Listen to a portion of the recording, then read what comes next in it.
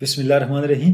ناظرین، ہم بات کر رہے ہیں مثنوی مانوی مولانا روم کی جو مثنوی ہے اس مقدمے کے کانٹینٹ کی جو مولانا روم نے خود لکھا ہے۔ پہلے جملے پہ ہم نے گفتگو کی تھی۔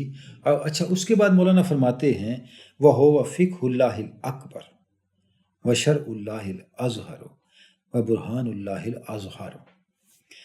اب تین جو ہیں وہ اوصاف بتاتے ہیں اپنی مثنوی کے۔ فرماتے ہیں یہ جو میری مثنوی ہے، پہلی بات ہے کہ اسے آپ فقہ اکبر سمجھیں اور شرع اظہر سمجھیں اور برہان اظہر سمجھیں۔ اچھا، اب یہ جو فقہ اکبر کا مطلب کیا ہے؟ فقہ کیا ہے؟ فقہ دراصل کہتے ہیں سمجھنے کو، کسی چیز کی انڈرسٹینڈنگ، کسی چیز کا فہم لینا۔ عام طور پہ فقہ کہتے ہیں قانون اسلام کو، اسلام کی انڈرسٹینڈنگ کو فقہ کہتے ہیں، شریعت کے فہم کو فقہ کہتے ہیں۔ تو لیکن فقہ کا اصل معنی یا لغوی معنی جو ہے، یہ تو اصطلاحی معنی ہے جو مسلم جورسپروڈنس ہے، اس کو فقہ کہا جاتا ہے، کیونکہ اس قانون اسلام کا فہم یا اس کی ایک مربوط اور منظم صورت جب بنتی ہے تو وہ فقہ کہلاتا ہے۔ لیکن لغوی لحاظ سے یا لفظی معنی کے لحاظ سے جو فقہ ہے کا لفظ ہے، اس کا معنی کیا ہے؟ کسی چیز کی انڈرسٹینڈنگ، کسی چیز کا فہم۔ اچھا، اب مولانا کرتے کیا ہے؟ مولانا روم صرف قانون کو فقہ نہیں قرار دے رہے، اپنی مثنوی کو بھی فقہ قرار دے رہے ہیں، اور صرف فقہ نہیں، فرماتے ہیں یہ فقہ اکبر ہے، یعنی یہ قانون اسلام کے مقصد کا فہم ہے۔ ایک تو ہے قانون پہ عمل کرنا، ایک ہے قانون پہ عمل کرنے کے ساتھ ساتھ اس کے مقصد کو بھی سمجھ کے اس کو بھی پریزرو کرنا۔ یہ اصل کاملیت ہے نا، کہ آپ قانون پہ عمل ہی کرتے جا رہے ہیں اور پتہ ہی نہیں کہ عمل کیوں ہو رہا ہے اور اس کا مقصد کیا ہے۔ جب تک اس قانون پر عمل کے ذریعے سے اس کے مقصد کو آپ حاصل نہیں کرتے تو وہ ایک ریچول ہے، ایک رسم ہے اور بے روح رسم ہے۔ تو مولانا یہ فرما رہے ہیں کہ میں نے جو مثنوی لکھی ہے یہ میں آپ کو فہم دے رہا ہوں کہ آپ نے احکام الہی پہ عمل کرنا کیوں ہے، اور عمل کر کے اس سے نکالنا کیا ہے، اس عمل سے لینا کیا ہے۔ دوسری بات جو بڑی امپورٹنٹ ہے وہ یہ ہے کہ مولانا فقہ کا لفظ تصوف کے لیے استعمال کر کے یا اپنی مثنوی کے لیے استعمال کر کے یا علم باطن کے لیے استعمال کر کے اس مغالطے کا بھی ازالہ کر رہے ہیں کہ علم ظاہر یا علم باطن میں کوئی تضاد ہے یا بعد ہے یا دوری ہے۔ علامہ اقبال نے فرمایا نا کہ رکابت علم و عرفاں میں یہ غلط بینی ہے منبر کی کہ وہ حلاج کی سولی کو سمجھا ہے رقیب اپنا۔ یعنی جو منبر ہے، جو علم ظاہر کا نمائندہ ہے، یہ اس کی غلط بینی ہے، یہ اس کی کم فہمی ہے کہ وہ طریقت اور شریعت کو دو متضاد ڈومین سمجھتا ہے۔ وہ حلاج کے منصب کو اپنا رقیب سمجھتا ہے، نتیجہ ہے کہ اس کے خلاف رائے زنی کرتا ہے، اس کے خلاف فتویٰ بازی کرتا ہے، اس وقت تک کرتا رہتا ہے تاکہ حتیٰ حلاج جو ہے وہ سولی پہ جا پہنچے۔ تو یہ جو رکابت ہے دونوں کے درمیان، یہ مس انڈرسٹینڈنگ کی وجہ سے ہے۔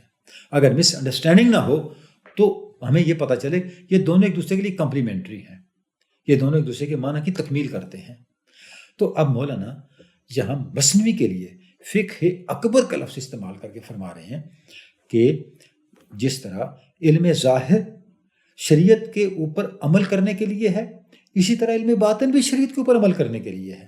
یہ قطعاً بھی ایک دوسرے کے متضاد نہیں ہے، بلکہ دونوں ملتے ہیں تو مقصد پورا ہوتا ہے۔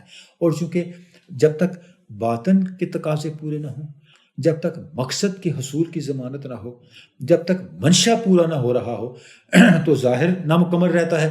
لہٰذا فقہ کا وہ پہلو جس کا تعلق باطن کے ساتھ ہے، مولانا اسے فقہ اکبر قرار دے رہے ہیں۔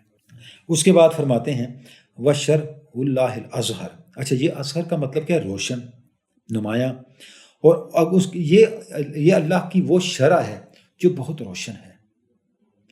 اور اس کے بعد وَبُرْهَانُ اللَّهِ الْأَظْهَرُ، یہ میں نے غالب، یہ وہ برہان ہے، وہ دلیل ہے جو سب دلائل پر غالب آ جانے والی ہے، سب دلائل پر چھا جانے والی ہے۔ مطلب کیا ہے؟ مطلب یہ ہے کہ اگر تو آپ بغیر معرفت کے اور بغیر معنی کو حاصل کیے، بغیر تاثیر کو حاصل کیے علم پر ہی عمل کرتے رہیں تو وہ صرف برہان ہے۔ لیکن جب آپ اس کے معنی کو بھی پا لیں، اس کی حقیقت کو بھی پا لیں اور پھر عمل کریں تو پھر وہ برہان نہیں ہے، وہ برہان اصغر یعنی غالب آ جانے والی دلیل ہے۔ یا مجھے اقبال کا ایک شعر آ رہا ہے حضرت علامہ کا، جو میں ضرور پڑھنا چاہوں گا۔ علامہ فرماتے ہیں: دری میں خانہ ہر مینہ زبی میں محتسب لرزد، مگر یک شیشہ عاشق کہ از وے لرزہ بر سنگ است۔ زبور عجم میں اقبال کہتے ہیں کہ اس میخانے میں یہ جو جام ہے نا، ہر جام یہ محتسب کی گرفت سے لرز رہا ہے کہ محتسب آ گیا، اب اس کو بھی توڑ دے گا، اس کو بھی توڑ دے گا۔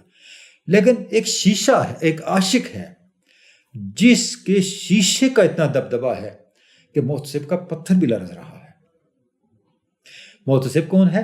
علم ظاہر کا نمائندہ، اور عاشق کون ہے؟ علم باطن کا نمائندہ۔